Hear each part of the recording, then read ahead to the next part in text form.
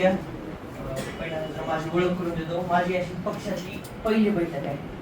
मी third इयरला आहे, civil engineering student आहे बिडवे कॉलेजला. आता सध्या व्हाईस प्रेसिडेंट म्हणून काम करत आहे. भैया एक मला किस्सा सांगायचा येताना. मी येत होतो आता तर कोण गेटच्या तिथे एक थांबली होती. ते म्हणले काय करताना तुला थांबा, उमेदवाराला जागा. मी म्हणलो मीच उमेदवार आहे, मला जाऊ द्या. पण त्यानंतर हे म्हणलो ठीक आहे, तुम्हाला उमेदवार वाटत नसेल, पण उमेदवार जरी वाटत नसेल ही सुद्धा माझ्यासाठी आनंदाची गोष्ट आहे. कशी उमेदवारीपेक्षा मी आज याचा सच्चा कार्यकर्ता आज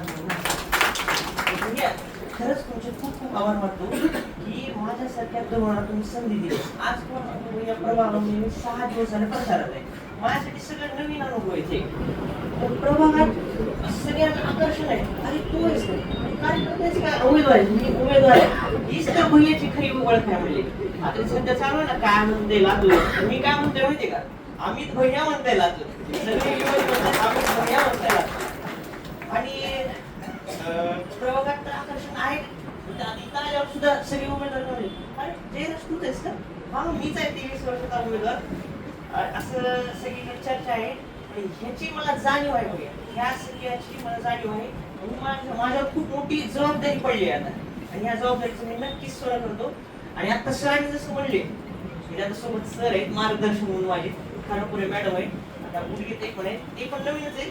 पण आमची टीम एकदम चांगली झाली. 100% 15 मधून भैया 100% 15 मधून आपला विजय होणार आहे मी सांगतो. आणि आता सर म्हणले की माझी एक अशी इच्छा आहे, आता युवक म्हणून आता मी गेलो घराघरात, माझे मित्र वगैरे आहेत ना प्रभाव, त्याने काय म्हणतात की भैया तुझ्यासाठी असतील रे, आमच्यासाठी रितेश दादा आहे. रितेश दादा फक्त आमची भेट काढून दे. माझी इच्छा आहे की तुम्ही अवसरला खरंच सर म्हणल्याप्रमाणे रितेश दादाला एकदा घेऊन घ्या, म्हणजे माझे सगळे मित्र पण खुश होतील, सगळ्या प्रभागातील युवक पण खुश होतील.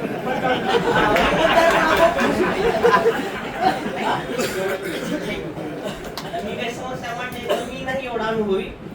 थँक्यू, सर्वांचे आभार. 23 वर्षाचे काय फायदे होतात